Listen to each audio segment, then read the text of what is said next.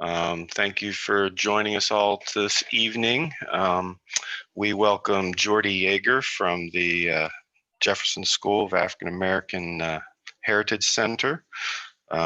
Jordy's a freelance journalist, worked at the Jefferson School since 2017 when he helped launch an African American oral history project with Lorenzo Dickerson and Ty Cooper. In 2008, the Charlottesville Area Community Foundation provided a project grant, which is funding the work that he is doing, mapping the racist housing policies and the corresponding issues from that in Charlottesville. And that work is still continuing and will be the topic of his talk tonight. Jordy's a local graduate from Charlottesville High School. He earned his BA in Sanskrit, which I love. I'd love to talk a little bit more about that on another note. But also his MA in journalism from Boston University, and has been an active journalist since, working in Washington, D.C. for a number of years, and also here in Charlottesville. Won a number of prizes for his journalism. Is also an appointed member of the City of Charlottesville Historic Resource Commission, along with Dee Smith, I believe, also. As I understand, Jordy was recently married this past summer, I believe. So congrats, and I think maybe expecting a baby soon. So even more congrats. I've not had the opportunity to meet with Jordy in person. We've just been living in this unfortunate pandemic created virtual world. I did have the good fortune of knowing John Conover, who is a board member here at the Historical Society and a good friend of Charlottesville and many people in the community. And part of one of his offers to help introduce me to people was to say I wanted to have my wife and I, and he and Virginia and Jordy and his wife all sit down for a nice meal together. And unfortunately, with John's passing, we won't be able to enjoy his company. But I hope when all this is over, we can sit down in his honor and his memory and have that meal. But with that said, I want to introduce Jordy Yager, and take it away, Jordy. Unless there's anything we need to cover, Sterling, we good? Live on Facebook and live here on Zoom, and we will be looking at your questions through Zoom and also Facebook, so please let them come in as you're watching the presentation, and we're going to be keeping you all muted as much as possible to not interfere, but when we have an opportunity and you want to raise your hand or ask a question, then we'll go from there. But with that said, thank you, Jordy, for joining us, and the Zoom world is yours. Thanks, Tom. I appreciate all of that. And yeah, we actually did welcome our baby boy into the world not too long ago. He's about 2 months old, so I appreciate that. And yeah, I would love to, really just recognize and dedicate, all of what I'm about to share in memory of John Conover. It was a tremendously sad thing to see him pass, and he's a lifelong friend of my wife's, and my mom has known him for a number of years as well. So, and I see Joey Conover. This is a wonderful gathering of everybody. I know most. Yeah, Joey just joined us. I'm really excited to see all of you here. Nancy Damon was one of my coaches on a soccer team growing up, and I played with her son. So I mean, we go back quite a ways. So this is really nice. But so without further ado, I'll just jump into it. And share my screen. If anybody at any point has difficulty hearing me, just let me know. I'm here at the Heritage Center, and hopefully we won't be disturbed. Okay. Can everybody, Sterling, you can see that? Tom, can you see it? Great. This is just a short list, all the names that would fit on one page. The folks who have been at this longer than I have, and without whom this work would not be possible. So while I'm here tonight with you all, and in great honor, and it's a privilege to be here, this work began long before I even arrived back in Charlottesville. As Tom said, this is my hometown, but I spent a number of years working and reporting in other cities, and so you know, this work will continue long after me, hopefully. And so I get to help and participate and add to it in ways that I can, but really this is a much larger communal and community-driven effort. So I just want to say that, you know, it's on the shoulders of giants that all of this is possible. Personally, I started working as a journalist about 14 years ago. And when I moved back to Charlottesville, it was really with the intent of trying to tell stories that were more gratifying. And for me, that meant focusing on issues that weren't being as widely told and as deeply told. Perhaps they were even being mistold. Really, that meant focusing on issues of equity, economic equity, and as we'll see, largely racial equity. And with equity, you get the opposite, which is disparities. And so a lot of these pieces, some of which maybe you're familiar with, look at disparities and how they show up in the greater Charlottesville area. I won't go into all of them, but the one in the upper right corner was a cover story I did for CVILLE Weekly. And this is looking at the neighborhood of 10th and Page, which I imagine most of you know. It's in the center of Charlottesville, bound on the south side by Main Street, north side by Preston, and bisected by 10th Street. And the man on the cover is Mr. James Bryant. He was in the Charlottesville City School Systems when both Joey and I were coming up through it, and then he's now on the City School Board and is a member of the PVCC community as well. So career educator, but also a lifelong resident of 10th and Page. And I got to know Mr. Bryant more formally as an adult through the lens of us talking about what changes his neighborhood was experiencing. And so, as most of you know, it's a historically Black neighborhood. Black families have lived there for more than 120 years continuously. And increasingly, that is starting to change, that white families are moving in, they're buying properties. With some exceptions, those white families mostly are affluent. And they have means, and so the fabric and the kind of the face of the neighborhood is also starting to shift. And what Mr. Bryant and I talked a lot about was looking at how communication breaks down when you have new people moving in next to people who have been there for 40, 50, their entire years of their lives. And so what does that shift look like? Not just as a moment in time, but throughout the course of Charlottesville's history. So that is often how I think African-American residents look at the present moment is one continuum of history, whereas perhaps more white residents are coming into history saying, that this is something very new. We haven't been taught a lot of this history, and so we're catching up. That was also really at the heart of the piece in the bottom right-hand corner, looking at Friendship Court and looking at the redevelopment of the largest Section 8 neighborhood in all of Charlottesville. And this is unique in another regards, and that is that it's community driven. So it's resident driven through a resident advisory board. And it is one of the largest resident driven redevelopments throughout the whole country.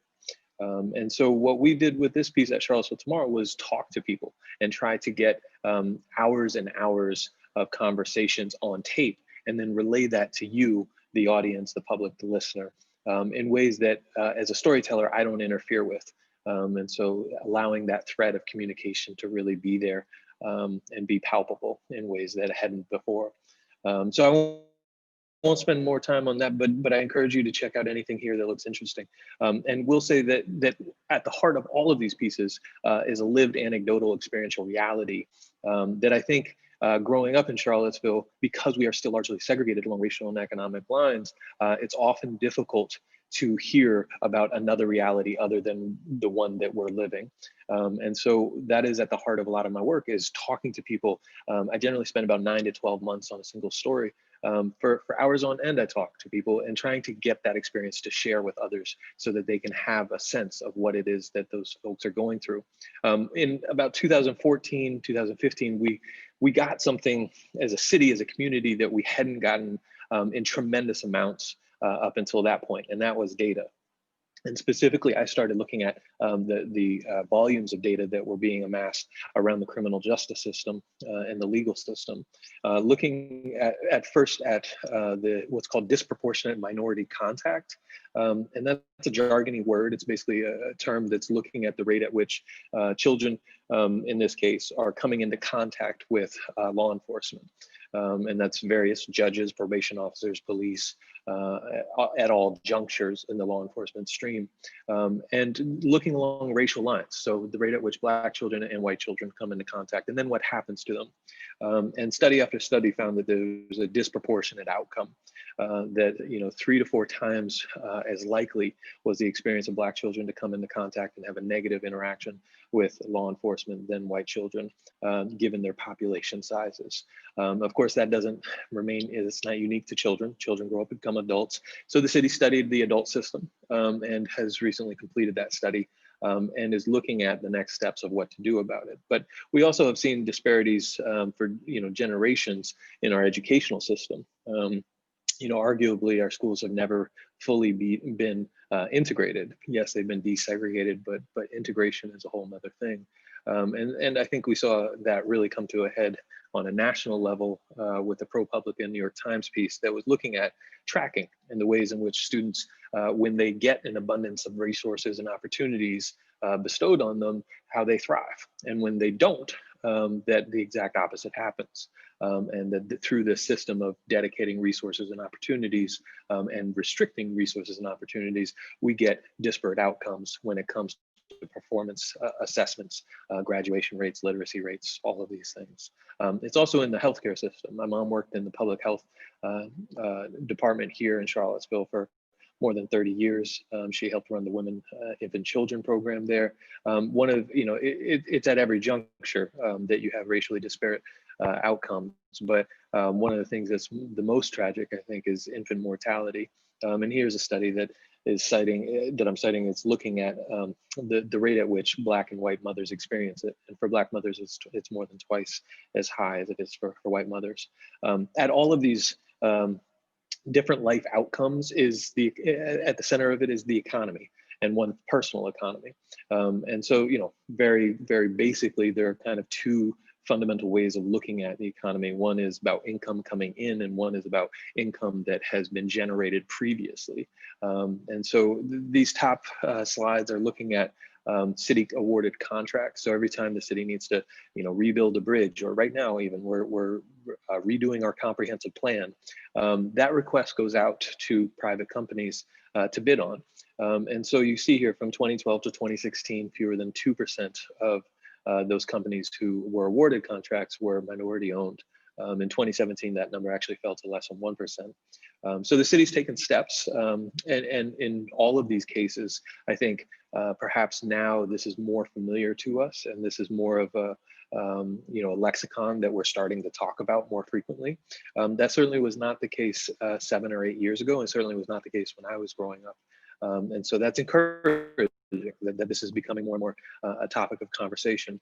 But this is a long-standing issue, right? And so the bottom half of the screen, these slides are looking at generational wealth. And so this is a study done by the Federal Reserve. It's looking at the median net worth, that middle line in that slide. So the median net worth for white families is $171,000. And the median net worth for Black families throughout the whole country is $17,000. So it's a tenfold difference. And that is direct evidence of systemic racism at play through the economy. And all of these intersecting life outcomes. So all of these disparate sort of life experiences live side by side, these experiences, right? And I think this is what we hear a lot of, certainly at least in the last 20 years. It's Charlottesville's one of the nicest places to live. It's a blue zone. You live long, prosperous life. It's the best place to retire. That those 2 realities live side by side. That for many people, these are the truth. That this is a lived reality that is very much alive, and yet for many others, it is not. And where I really saw that divide start to come alive was through a series of reports issued by Ridge Schuyler. And they were called the Orange Dot reports, and there were 3 of them. This second one that I've highlighted here has an interesting little footnote that we'll explore a little bit. But basically what they do was look at the basic cost of living in Charlottesville. So the federal poverty guidelines say, this is what poverty level is, but what does it actually cost to survive in Charlottesville? So what is the cost of gas? What is the cost of childcare? What is the cost of, groceries? All of these fundamental necessities of life. What does that actually cost? And so in 2015, that number was about $35,000. 2 to 3 years later, that number rose to about $45,000. And that's for a single parent with 2 children. That's for Charlottesville and Albemarle and the surrounding counties as well. Now, that's an interesting statistic, in fact, is in and of itself. But more importantly, Ridge was looking at, well, how many people actually make that? And he found that 1 in 4 people do not make that. So 25% of our population does not make what it costs to survive here in Charlottesville without any subsidies. So that's no SNAP food stamps, it's no housing choice vouchers, that's no rental assistance. That is without any sort of intervention or subsidy. That 25% of our population does not earn that much. Speaking to the low wage economy that is very prevalent and in large part segregated.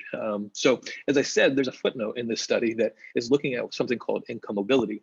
And income mobility is basically, in essence, it's if you're born into poverty, it's your chance of getting out of poverty.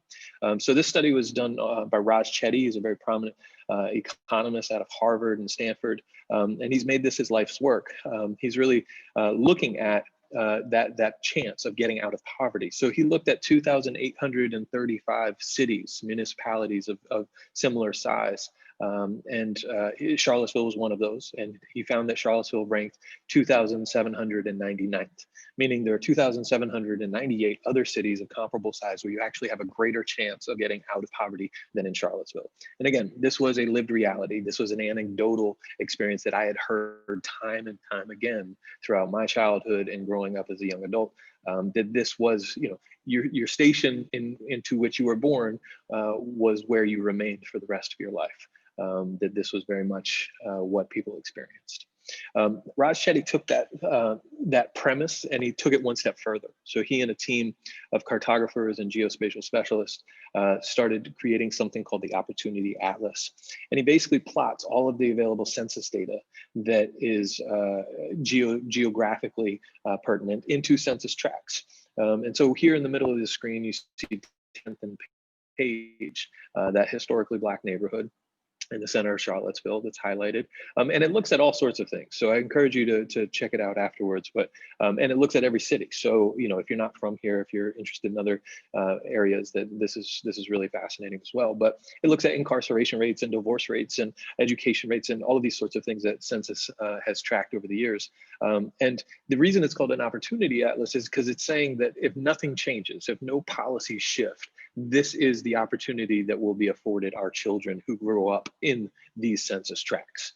So if you're in this census tract, then this is what your median household income can be expected to be when you grow up to be an adult. And so this is looking again at 10th and Page, a historically Black neighborhood. It's looking at the Black median household income. And you see there on the left side, it's $19,000. Now, if you jump just a block to the northwest, you're going to see that number shift to $67,000. Now, that's a historically white neighborhood. And we'll talk about how it got to be historically white and how we know that it's historically white and how we know that it's predominantly white still. And that's the neighborhood of Venable. So that's more than almost a $50,000 jump between Black and white residents that live a block apart from one another. Now, obviously, it is that stark and it isn't that stark, right? It's both and, that there are a lot of gray areas and exceptions to that, but that is not unique to those two neighborhoods alone. As you can explore on your own, there are these divides, these vast disparities that live side by side one another throughout all of Charlottesville. And again, this is not unique to Charlottesville. This is happening all over the country as well. And just so you can see it on a larger scale, this is Albemarle County. And this is the median household income of Black families in Albemarle County as a whole. So, it's a very large population compared to Charlottesville city population, but it's $31,000. Now, you look at that as median household incomes for white families, and that jumps up $25,000 to about $55,000. So again, that is a quite large jump just based on racial lines. So the question that Dr. Douglas at here at the Heritage Center and myself had was, well, if where we live is the #1 predictor of what happens to us in life, if this is saying that geographically, your block, your neighborhood, your community is the one predictor that we can all say with a surety that is going to lead to certain life outcomes, then why do we live where we live? And so to really start to understand that, we looked at some of the initial plattings. Of course, it should be said that the Monica Nation lived here for upwards of 10,000 years, according to their oral history. So they lived and hunted and traveled in all of this Central Virginia Valley area as well. But what we're looking at here is one of the first European drawn local maps. And so this is the initial platting of what we now know as Charlottesville. Those up-down streets, I imagine you've seen this map, but those up-down streets are now east-west streets, and left-right is north-south. Those up-down streets are largely the same: Jefferson, Market, Main, Water. The left-right streets are now numbered streets, so 2nd, 3rd, 4th. You see in the upper left-hand corner, that's Court Square, the public square there, 2 acres, just to kind of orient you. About 60 years later, this is another map that's called the Green Peyton map. It's looking at Albemarle County as a whole. Now, what's interesting about this is that you start to see the urbanification of Charlottesville, that what was just a small town is starting to become more and more dense, more and more populated. And where those people are coming from are all of those little dots throughout the whole county that people are moving towards an urban center. Now, some of those, perhaps are more familiar than others. Obviously, Monticello, but each of those dots is a farm, is a plantation, with an italics name often associated with them of the white family that owned the farm and most often enslaved Black people on it. And we have some of those records thanks to Dr. Murphy and others who are cataloging those. Now, so what's interesting is that a lot of those names, we're familiar with, but we don't know them as plantations. So Belmont, for instance, or Orangedale, or Rugby, or even shops at Stonefield. Stonefield was a name of a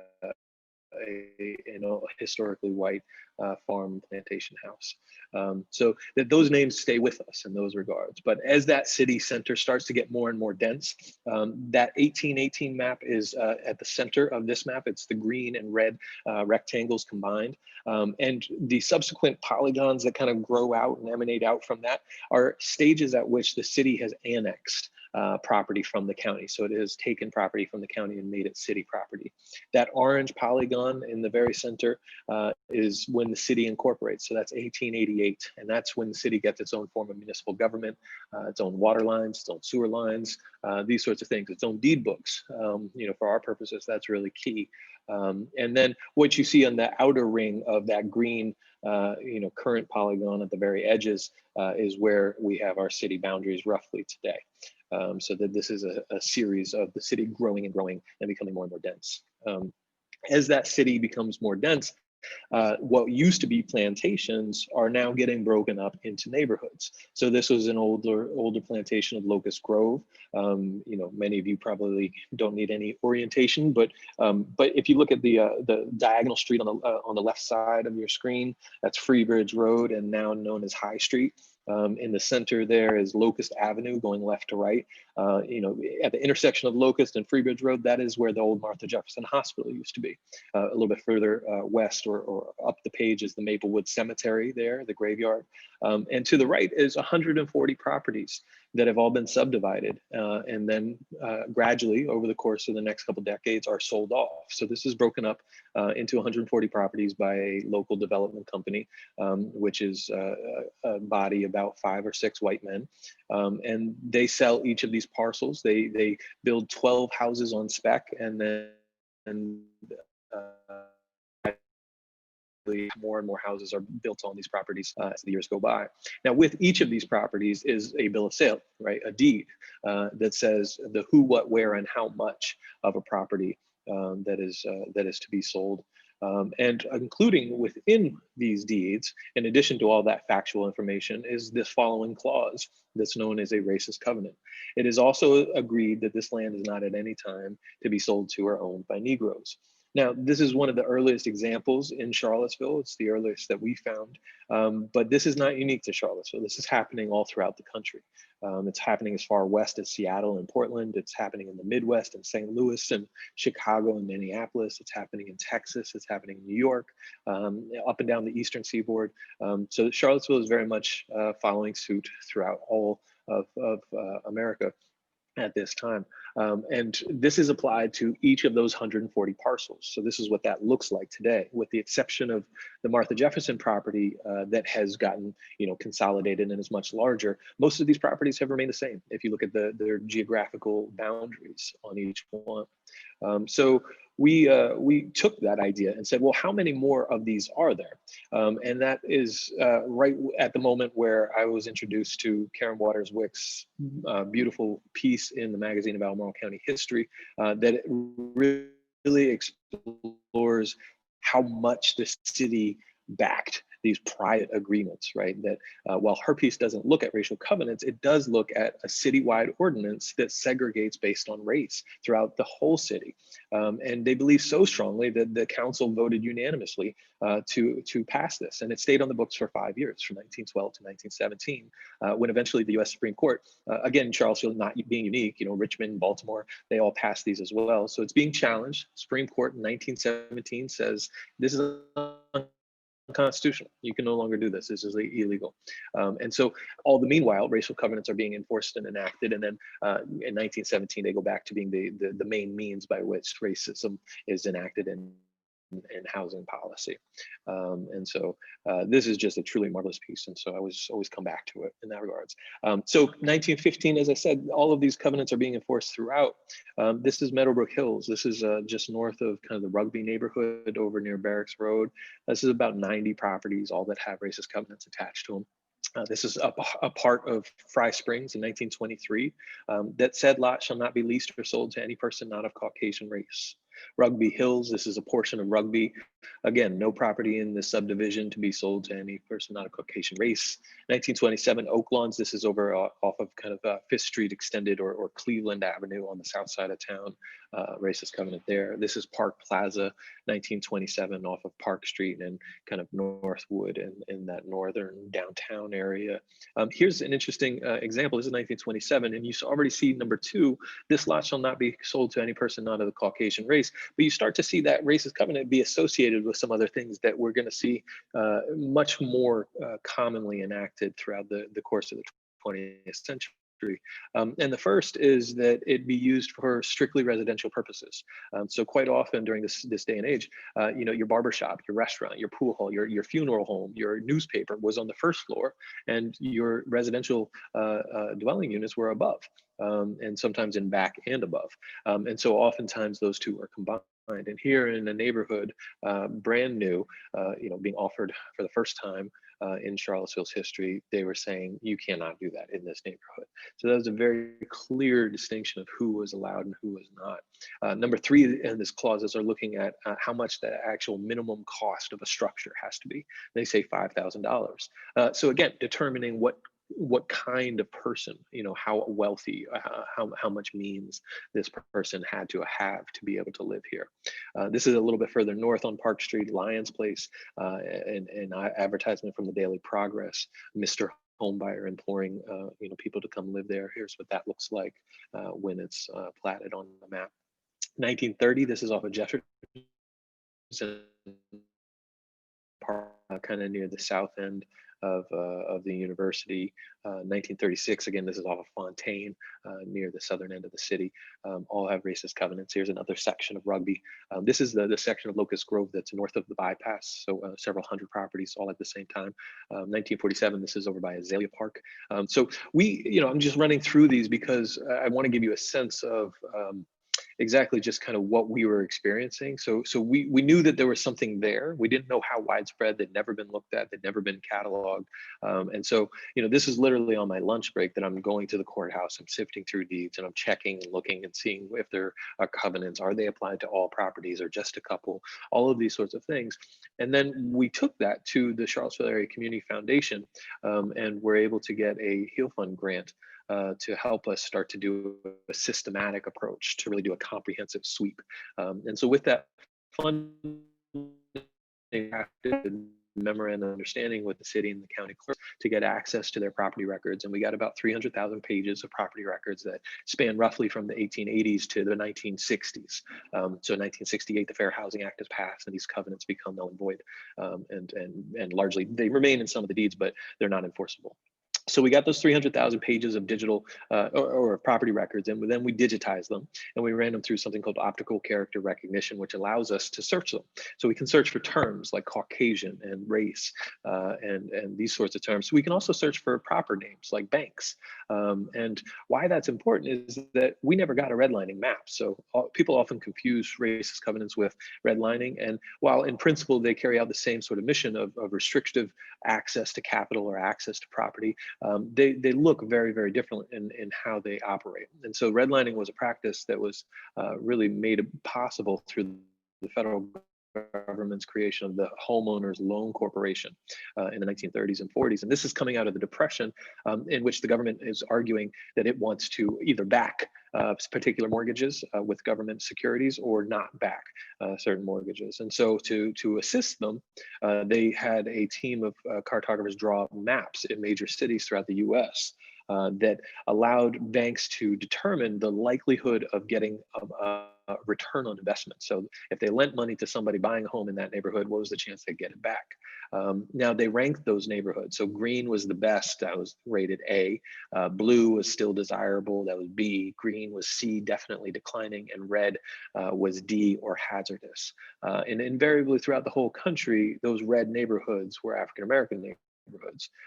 So that restricted wholesale anybody who wanted to purchase or refinance a mortgage in those neighborhoods from ever having access to a federally backed mortgage in that regard. So, and as we'll discuss a little bit later, the main means by which generational wealth is accumulated is through property transfer. So this is really seeing that stifling with government intervention at that mass level.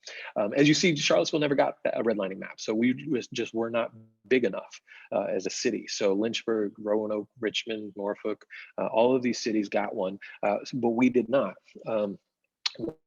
Why that's important is because, now looking back on it, we want to have a key, a way of understanding how racism was enacted in policies so that we can set about trying to undo them in a more deliberate fashion. And so, you'll see articles periodically come out of matching up. Now they're looking at heat indexes and tree canopy as it lines up to redlining, or even wealth inequality as it lines up with redlining. So they provide a template of what policies were enacted and exactly where. But again, without that, it's kind of hard to, you're left saying, yeah, we know it existed, but where? And so that's what we're doing with these racist covenant maps, is really cataloging and mapping all of these covenants throughout the whole city and county to give us that initial sort of blueprint. And on top of that, we're then moving into a very related, but somewhat different in terms of records, another layer of the map, and that is infrastructure. So here you have a 1917 article that was brought to my attention by a wonderful archaeologist and public historian, Steve Thompson. So this is looking at the neighborhood of Kellytown, which is at the base of Washington Park here in Charlottesville and on Preston Avenue there. And it's looking at a 1917 petition. This is an all-Black neighborhood named for a Black family with the last name of the Kellys. And they're petitioning for water lines, an extension of the water line from the city's grid into their neighborhood. And this is saying that it's been considered and estimates made, and the conclusion reached by the superintendent and myself is that the line would not prove a paying proposition. Now, anecdotally, experientially, again, we know that this is happening time and time again. And so we want to set about cataloging just how often these petitions were coming through city and county channels, and what was happening to them. You know, were white neighborhoods making the same petitions, and what was the outcome? Was it a paying proposition for those neighborhoods? Here's another example from 1953. I believe Jane Smith, another wonderful historian, has brought this to our attention. And this is looking at 10th and Page, that historically Black neighborhood we talked about at the beginning. It's looking at Schencks Branch. So this is an open body of water that ran through the city of Charlottesville, still does. And it's saying that it proves to be the #1 health hazard for residents in that neighborhood because it's an open body of water, and it is carrying various health hazards, pollutions, and different toxic sort of elements through the neighborhood, and exposing all of the residents, children included, to those. Much in contrast to when it goes into white neighborhoods where it's enclosed in jumbo-sized pipe. So this is 1917 to 1953. These are just 2 examples, but we knew that there were more out there. And so what we set out to do was digitize all of the city council minutes, because that's where these petitions are showing up. That we know these records are there and being made by residents who are coming to council and asking for them. So we digitized those. We have then partnered with Barbara Brown Wilson's classes at the University of Virginia School of Architecture, and each semester a different group of graduate students takes 5 years, 5-year increments, and creates massive spreadsheets. Breaks it out into, I think this past one was 640 different entries over 5 years for every single type of infrastructure. So it's not just water or sewer, but it's also sidewalks. It's also planting trees. When electricity comes about, it's street lights. It's all of these things, and they're cataloging who's making the request and then what happens to them. So they're corresponding those to daily progress articles at the time. They sometimes carry a little bit more information. And then we're attaching a geospatial coordinate to it so that we can actually map the evolution of water lines and sewer lines throughout the whole city and county history. And then we can juxtapose those and lay those over top of racist covenants to say, okay, here's where Black people were restricted from living, and here's where white people were living, here's where water lines were invested and water lines were denied or not being invested in. And then we can do a third layer. We're also doing this for the county, I should add, but then we do a third layer, and that is looking at valuations. So if you get a water line or a sewer line in your neighborhood, what does that do to your property's value? Does it go up or down? We have some theories, but surely the records will speak for themselves, and so we'll be able to tell that working with a qualitative analyst that is adjusting for other factors. And why that's important is because, as we said, generational wealth is it's mainly accumulated throughout the 20th century through property ownership. And here you have direct government involvement in whether that property value is rising or falling, and whether or not that property can then be transferred and passed on to children and next of kin. And so that directly impacts what those health and economic and legal and educational outcomes will be for children growing up. And so one of the things that we did during the pandemic was to look at all of these life outcomes as they were being impacted through COVID. And so we did a series called Determined, both kind of a play on the word determination, but also the social determinants of health. And this is a term that's increasingly popular within the health fields of looking at all of life circumstances and how it impacts your actual quality of what we think of as physical and mental and psychological health. And so we did a 5-part series. Each one was about 3,000 to 5,000 words. We partnered with the UVA Equity Center and Lorenzo Dickerson and Sahara Clemens to do the artwork. It was a massive effort. And I won't go into all of the details, but we'll just share a few. And it really all started by looking at how COVID was affecting people based on breakdown of racial lines. So this was just actually yesterday's numbers. And if you look at the health district population is 12.4%. Black. So that's, the whole health district. It's not just Charlottesville or Albemarle, it's also the surrounding counties. And if you look at the number of cases breakdown by race, it's 13.6% of cases are being contracted by Black families, Black people. So that is that is what we call proportional. But then you look at hospitalizations and you see that number go up to 33.4%. And similarly with fatalities, it's 21.4%. So that's 2 and 3 times as high as their population size. And so that's what they call disproportionality. When you talk to health experts, when you talk to doctors and nurses, they see the direct correlation between hospitalization and fatalities to longstanding health and access to healthcare. And again, that speaks to a systemic and structural pattern and access and who is obtaining opportunities. So we kind of took that that starting point, and we looked at neighborhoods that we were able to track clearly what the historic racial breakdown had been. And so these bottom 2 neighborhoods are historically white. We have covenants that stretch throughout the whole entire neighborhood. And here's the 2 examples. You see longer life expectancies in those neighborhoods today. So 82.6 years and 81.3 years. The 2 neighborhoods circled above that are historically Black neighborhoods, and they're rapidly being gentrified and more white families are moving in, but they're still predominantly white, they're still predominantly Black neighborhoods. And you see lower life expectancies in those neighborhoods, 73.7 years and 76.4 years. So not only does this, do these racist covenants and where we live historically have an impact on the quality of life and one's experience going day to day, but it actually has a direct impact on how long you live. One of the other sets of data that we really explored was looking at stop and frisk. So this is when police officers will come into contact with an individual on the street and make a stop, and then oftentimes will pat them down or frisk them. And if you follow the news, you know that this is disproportionately affecting and impacting Black Americans at a higher rate. And so we wanted to see what our local data looked like. And so thanks to local attorney Jeff Fogel, we had access to 2 separate 2-year periods of data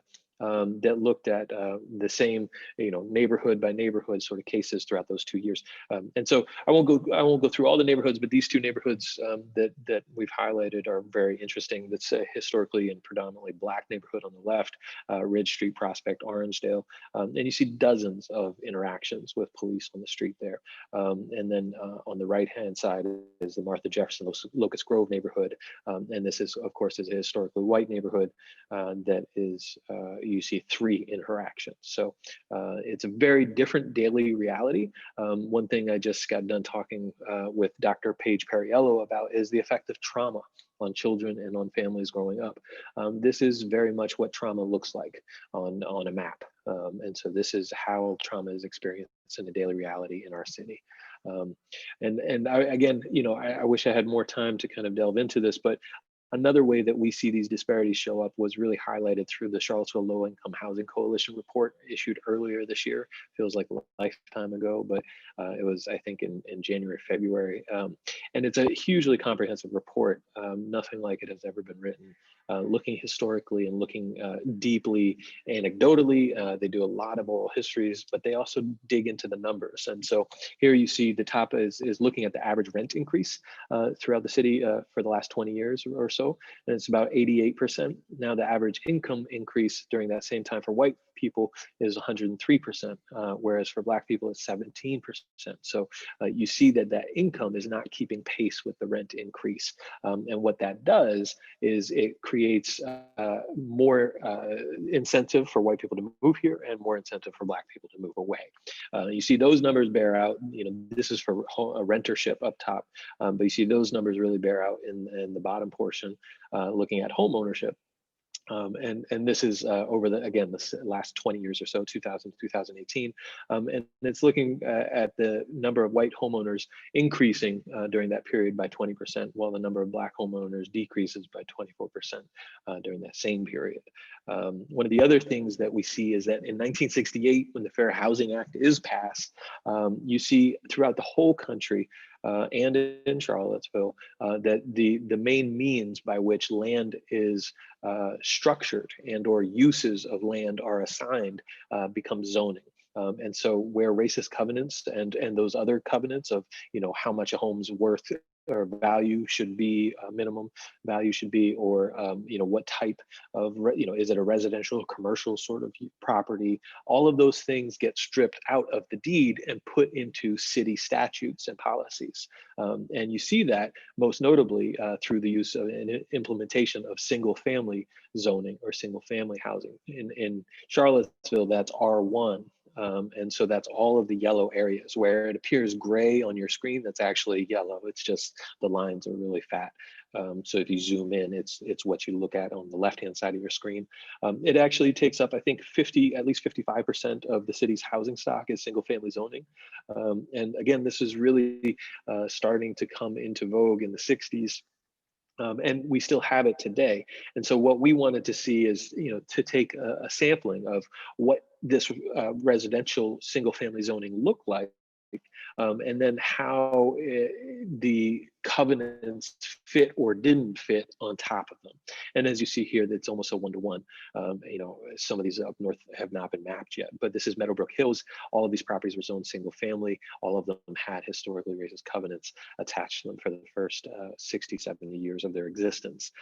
You also see it in the deeds. Before these covenants are made illegal, you see the direct correlation that it's be used only for single family residential purposes. So this is part of the redress that I think a lot of cities are starting to grapple with is, okay, what seems innocuous, it does not seem explicitly racial based on its language, is actually carrying out much of the same impact. One of the things that was brought to my attention by a community organizer is looking at, some of what is allowable and what is actually required. So this is a federal rule issued in 2015, and it says the Fair Housing Act not only prohibits discrimination, but in conjunction with other statutes, it directs HUD's program participants to take significant actions to overcome historic patterns of segregation, to achieve truly balanced and integrated living patterns, to promote fair housing choice, and foster inclusive communities that are free from discrimination. So in other words, the Fair Housing Act passed in 1968 says you can no longer enforce these racist housing policies. You can no longer discriminate based on race, but you actually also have the requirement, you have the mandate as somebody who takes HUD's dollars, federal taxpayer dollars, to undo the harm that was done. And I don't think enough people have really reckoned with that, about what that actually means, which is part of what this project is about, is looking at how do we reckon with that? What do we do to start to repair some of this damage that has been done over the last century? So that's why we created the Mapping CVILLE project. You can log on to the website. If you click on that Get Involved button there in the center, you can actually help us build this map. This is the site where you would do your work. It's called Zooniverse, and social scientists, actual scientists, they all use it all throughout the world. It's an amazing site that allows you to crowdsource a collection of data and documents, primary sources. And so what you get is a deed on the left-hand side of your screen that has been identified and flagged as having a racist covenant. And you get taken through a series of 10 questions. When was this deed written? Who bought it? Who sold it? How much did they pay? These sorts of things. And for each answer, we give you a guideline of a template of format, that sort of thing. But for each answer, we get a whole spreadsheet on the back end that we're then able to verify and make sure any inconsistencies or and mistakes are taken out. And then we tag it with a spatial ID, and that gets brought to life on a map. We have done in pre-COVID times lots of in-person workshops and kind of crowdsourcing training sessions, both with students in our public schools. This is through a class at CHS where there are 5 English classes that all had to read A Raisin in the Sun by Lorraine Hansberry. If anybody's read that or remembers reading it in high school, perhaps, it's dealing with racist housing in Chicago and generational wealth and what home ownership and property ownership looks like for Black Americans. And so what better way to really drive that home than to show them what was happening in their hometown at the very time that this book is written. And so we worked with over 200 children, students, teenagers there. To do that. We've talked to about 1,500 people throughout the last year and a half. and haven't slowed down with COVID, but are starting to really dig into Albemarle County's records now, because we're starting to get close to finishing the city. So we're about 81% complete of reviewing all 150,000 pages of property records. And we've identified 2,021 properties that have racist covenants attached to them just in the city's records. So of course, through that period of annexation, what is now the city at one point was the county. So a lot of what we have not yet mapped will be found in the county's records. And we imagine at least 1,000, if not 2,000 more covenants in the city to be found in those county records as well. And so we are publishing a lot on our website about the history of these neighborhoods, often engaging with residents of those neighborhoods to talk about what their lived experience is of uncovering a lot of this information for the first time, learning a lot of this information for the first time. And we've mapped about 22% of those deeds. So we have about 78% left to go. And with that, I'll just leave you with a couple kind of to be continueds. And that is, we recently got a National Trust for Historic Preservation grant to start doing deep dives into historically Black properties and really starting to focus on what are the legacies that in the face of all of these discriminatory policies and restrictions and try to prevent access to capital, what were Black families able to accomplish and do during that time, and to work deliberately with Black communities and Black neighborhoods to really arm them with the legal and the property knowledge that will help them throughout the future. And the other portion is looking at the exhibition. So as we hopefully move into post-COVID society again and more socially interactive and safe environments, that we will have a giant digital display wall here on the first floor of the Heritage Center that will allow you to move through chronologically, geographically, all of this information in ways that's really user-friendly, and then have pre-constructed narratives so that if you want to learn about the role of the banks or the role of the university, which often acted as a broker for a lot of these properties, that you can do deep dives into all of that, as well as search for your property or search for your family's property. And then thirdly, we're partnering with Siri Russell and the county's Office of Equity and Inclusion to start mapping Albemarle in the next month. And that again, will look at the 150,000 pages of property records throughout the county and do a very similar process to really start mapping those in earnest and completing the map in that way. In addition, we'll, of course, keep working on these layers of infrastructure and land use tax and assessment data and that sort of thing. So with that, I will stop sharing and throw it back to Sterling or Tom, whoever wants to take it. And I appreciate all of you taking this time. In the new year, I was thinking try to do this before the new year, but I think it's probably too crazy for everybody, but I'd love to do a virtual training session. Again, I think I've gotten a number of folks that are interested, and basically this would just be, a half hour, 60-minute time period where I could walk through how to log a deed and just some of the hiccups that people experience, but also it provides kind of a community where people are able to ask questions or relay interesting tidbits of information to one another. And we've got a newsletter that we can add anybody to with regular updates, or they can subscribe to updates on the website. It's just mappingcville.com, but I'm happy to stick around and answer any questions as well.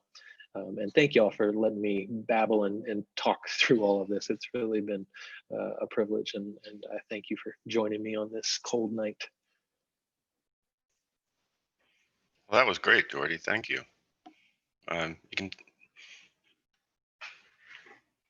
You can take a breath now.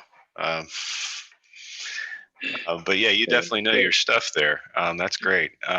There are a couple questions here that were popped up. Has there been any interviews with any of the older African Americans that remember anything about the racial covenants throughout any of the city neighborhoods? That's Dr. Shelley Murphy asking that question. Yeah, great question, Dr. Murphy. Yes, and Lorenzo Dickerson, local filmmaker extraordinaire and storyteller.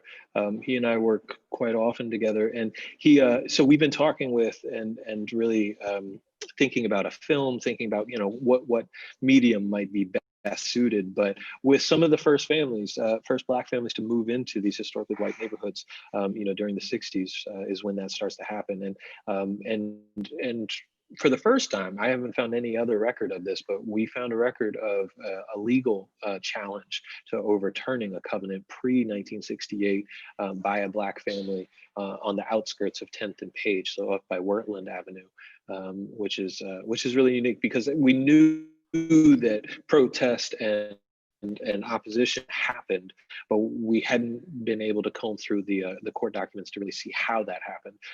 But even before that, we started getting, as soon as word got out that we were looking at this, we started getting, Black family members saying, "Hey, I think my parents were the first to integrate into or desegregate into Fry Springs, for instance." So yeah, we are very much talking with them about, how they want their story portrayed and in what way, and so really trying to honor that. Yeah. And this French kind of flips that around a little bit and says whether the older white citizens remember these racist covenants and what it was like when they were being challenged or stressed on that. Yeah, another great question, and one that admittedly has yet. I'm still scratching the surface of that one because I think they did. As I talk and share some of this work with folks, it certainly rings bells for some people. Some people, they certainly did not. But there was something interesting that came to light in the last couple months, and that was called a good neighbor pledge. And these were really popular in the 50s and the 60s, so the height of kind of that burgeoning civil rights movement, that had a whole lot of white citizens, sign these little cards that had their name, their address, and it was basically just a pledge that said, "We welcome African Americans, Negroes, Jews," and some listed Syrians or different ethnicities on those cards. We welcome them into our neighborhoods. And so, that came from an older white community member who remembered that. And then an example of that actually came from a good friend of mine whose mother just passed away and was going through her things and said, "Oh, this is pertinent to what you're working on." So yeah, hopefully more of those sort of remembrances and recollections will certainly come about. But with that one, we have yet to really talk to people who remember, being struck as a child and growing up in the 60s, for instance, by these. Certainly today it's more impactful. People are looking at their deeds more carefully and seeing them. And in fact, the state just passed a measure by which people can remove them from their deeds because they're still in the deeds a lot of times. They're not enforceable, but people just don't want to see them in the deeds, and so they can actually remove them now for free. Okay. And Shelley asked to follow up if, not sure if Vinegar Hill was always a known Black community. By chance, were there any old racial covenants around the Vinegar Hill area of the city? So my understanding of Vinegar Hill was that it was called South Hall's Meadow up until the end of the Civil War, and it was around 1870 that I have the first record of John West, so a local Black barber, purchasing one of his first properties. He was only 20 years old, in Vinegar Hill, and it's at that point that the neighborhood really starts to shift into Black ownership. You certainly have, north, kind of on Main Street or north of on Market Street. Up by where the library is today, there were certain properties on Market Street there that had racist covenants. And then if you went into Rose Hill, there were certain neighborhoods there that had racist covenants. Star Hill did not. To my knowledge, so that's the neighborhood just to the west of Vinegar Hill, and that was actually called O'Toole's Hill historically, and but that was Black owned as soon as I think 1895 was one of the first Black property ownerships there, and obviously you have Ebenezer's Church and the Black churches surrounding there. But to my knowledge, no, there weren't any racist covenants in Vinegar Hill. There were white families that lived in Vinegar Hill, certainly, but they did not have restrictive covenants on those properties that I found. So you have a journalist background, but you sound very much like a historian. You are definitely immersed in this city and its history, and that is a pretty incredible thing to see. Yeah, it's I describe it as the longest article I've ever written. Still working on it, but yeah, no, it's been a joy. I mean, like I said, I'm really benefiting and learning from the greats. So You know, I see a lot of them on this call tonight, and I'm really just honored to be able to relay what I've, you know, kind of, and you know, we all get things wrong, and I'm open and willing to accept that and try to make it better. And you know, one of the dangers of journalism, of course, is the danger of the single narrative. So what I love about history is that it's complicated, it's nuanced, it's never as clean and cut and clear as we all, you know, perhaps want it to be. And to me, that makes it a better story, is if you can get into that nuance, if you can get into that complexity and really start to describe it, because that is what it is to be human. So that's where I see those two kind of converge, is through, you know, trying to really put some flesh on the bones of kind of just a single story. Well, I can see you're definitely like, you have some good bones and you're adding a lot of flesh to it with that data that you're pulling together. I see another question pop up really, let's see, Nancy Damon. I've heard that Ridge Street was once a neighborhood where well-to-do Black and white families lived. Is that true? Yeah, my understanding, it's interesting. So if you go down Ridge Street, I don't know if anybody can picture it in their heads. I wish I had a map I could share, but there's Langford Avenue, which goes back through Black property ownership there on Langford Avenue all the way to the Revolutionary War. So there are actually free Black families that are living there. Kurt Von Dack and several others have really looked at those in earnest. That they lived there through the Revolutionary War all the way up until the early, I believe, early 20th century. But Ridge Street itself, you know, again, that's kind of tangential to Ridge Street, but Ridge Street itself was white owned for the first part of the 20th century. It was kind of bankers and lawyers, is my understanding, lived there predominantly. But by early to mid 20th century, it started to become more Black owned. And anecdotally, what I've heard, you know, from some of the first Black families to move in, Mr. Eugene Williams and several others, is that this was, you know, a period of kind of white flight, quote unquote, that was occurring, that white families were moving out to the suburbs and vacating those properties. And so that Black families were moving in. We also have a record of, I believe it's Lakeview Terrace, in the 1950s, which is an all Black, exclusively Black subdevelopment that's at the very end of Ridge Street. So if you go all the way down Ridge Street, it dead ends. And I believe it's called Lakeview Terrace, but that was Black contractors, Black carpenters, Black plumbers. It was all Black constructed. Beyond, you know, that's one of the things on our to-do list, is to go into who those businesses and people were. I certainly know some of the people who have inherited those homes, and they're still Black owned. But yeah, a lot of white families are moving into that neighborhood now. And it's again in kind of a moment of flux. But yeah, historically it's been all white and all Black, but then it's had exceptions on either side. That, you know, there have been free Black families that have lived there for many generations. I gotta unmute myself, sorry. Thank you, Ms. Damon, that's a great question.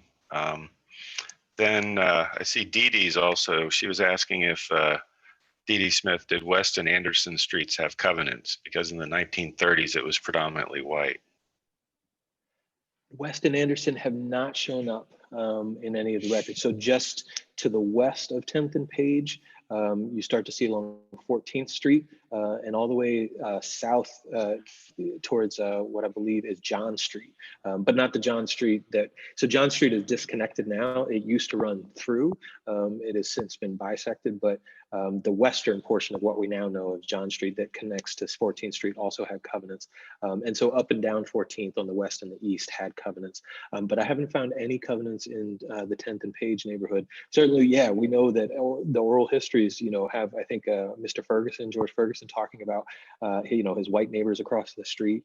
And so we know that white families lived throughout 10th and Page for some of the first part of the 20th century. And so, yeah, again, that's one of those nice, complicated sort of scenarios of not all white, not all Black. But no, I haven't found any covenants there. I think the next closest would be Preston Heights. And so that's further west along Grady Avenue. And they had covenants all throughout there. And then, of course, the further west you move, University Park and Fendel Terrace and Rugby, all of those had covenants. Yeah, and to follow up with the Ridge Street, Phyllis Leffler adds that a number of Jewish merchants had stores in downtown Charlottesville, lived on Ridge Street. So they talk about their relationships with the Black neighbors. So an interesting mix of folks there.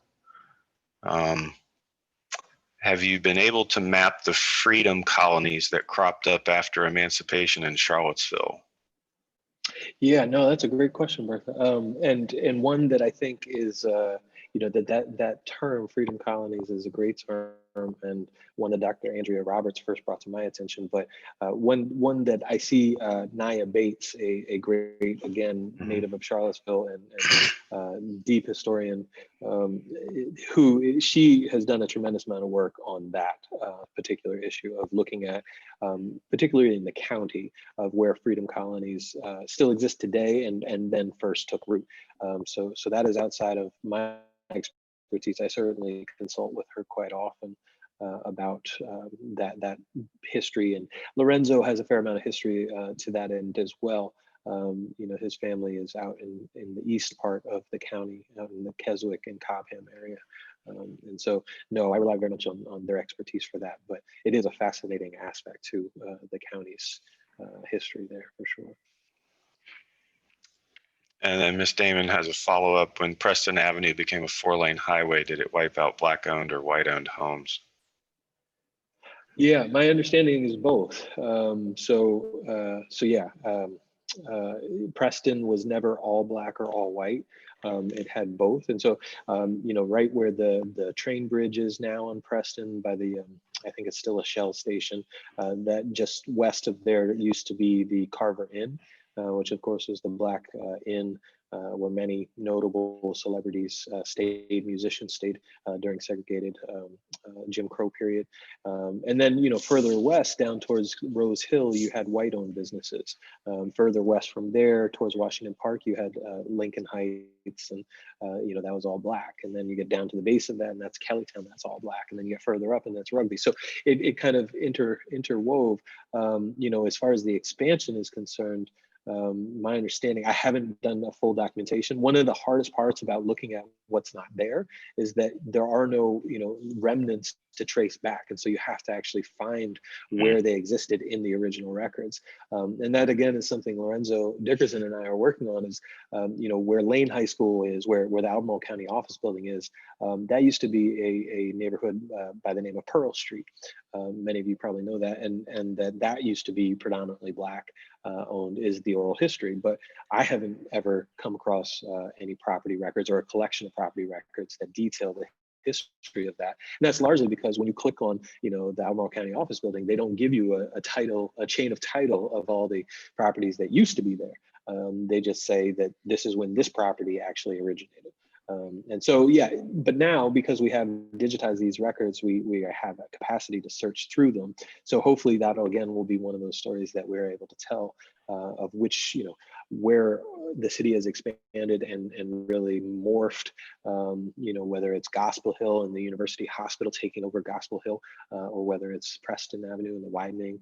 There are a lot of examples of where homes no longer are. Even the Jefferson School, this is one of the pieces that Dr. Douglas and I are working on right now, is looking at the Jefferson School is expanded many times over the course of the 20th century. And each time homes have to be raised in order to make way for the school. And many times those are Black owned homes.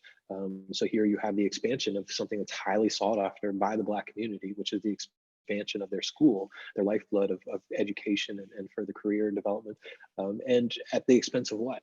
At the expense of Black-owned homes. And so, again, it's a much more complicated story than I think is often related. So, yeah, hopefully we'll be able to tell that for sure. So the ultimate goal of this Mapping CVILLE project is an exhibit and website, and also policy change? Yeah, for sure. And I would add just the other one is curriculum. So we're working with teachers very closely to make sure that they have access to this in whatever ways are supportive of their current curriculum. And then if they're interested in developing new curriculum, that we're available to make sure that this is there for them. I think it's coming up through the city school systems now. I don't think you can get out of it without learning about Vinegar Hill. So that's progress. I mean, 20 years ago, that certainly wasn't the case.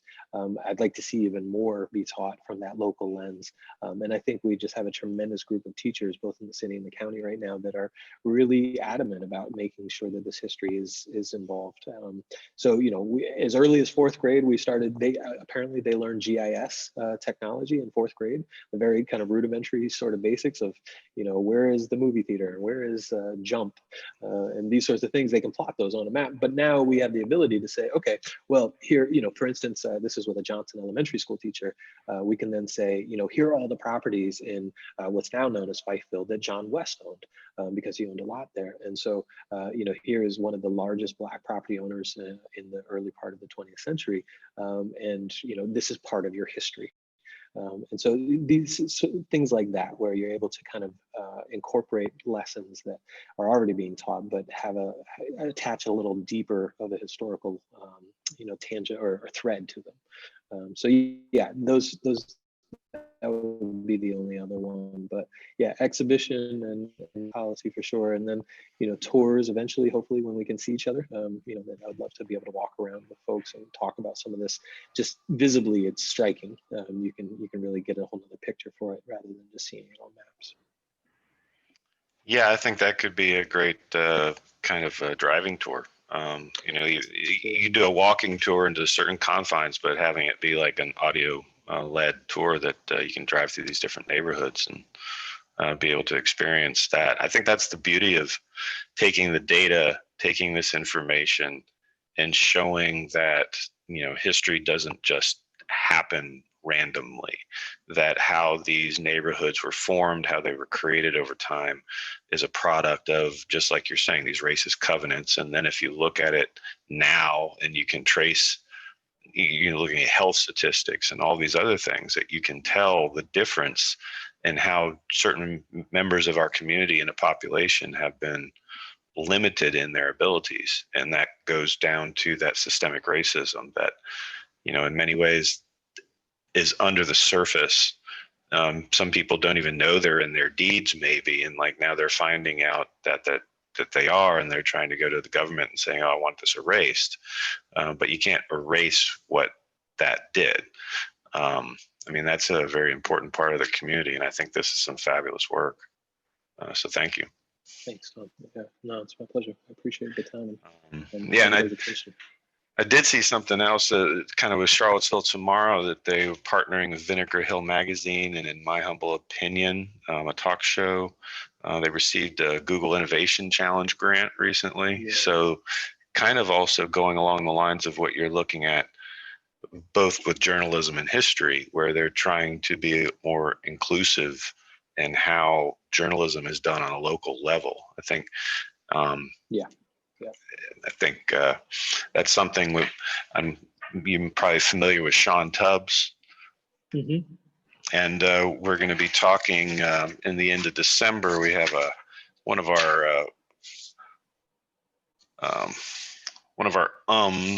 let's see, unregulated historical meanderings with Sean Tubbs. We'll be doing one with him on the 29th of December, and want to get into trying a little, what local folks such as you and him and others who have a very hyper local thought process and want to bring that knowledge to the community, because I think knowledge is power in many ways, or knowledge can be used to shape what people thought was history, and actually it was just bad memory.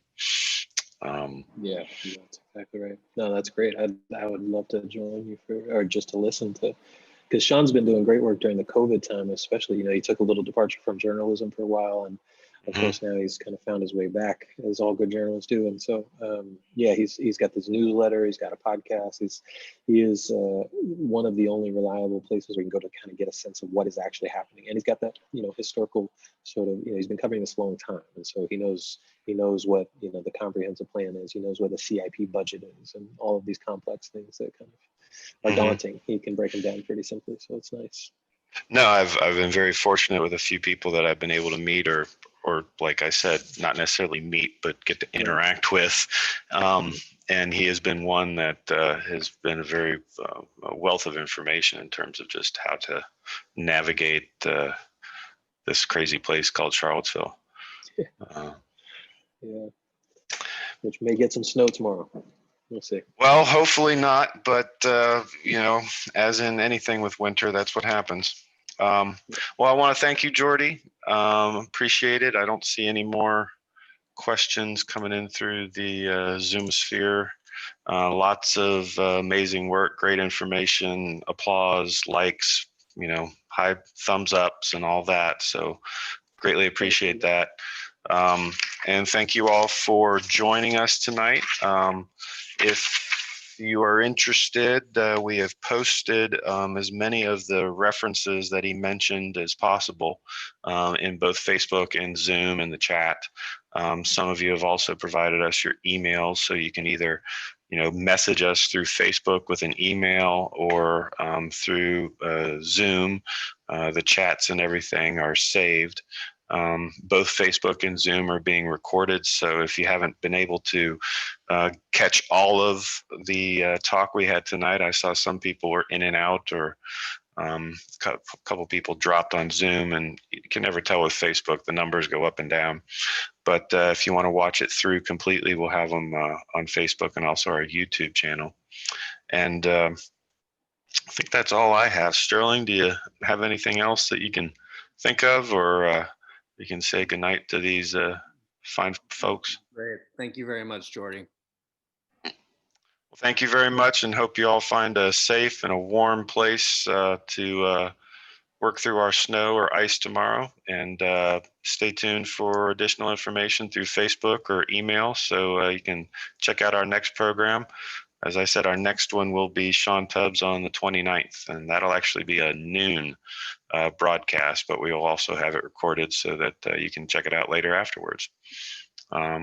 Thanks again, Jordy, and look forward to having a dinner sometime when we can Definitely, you know, interact and support local. yeah, no, that'd be great. Thanks, everybody. Thank you all.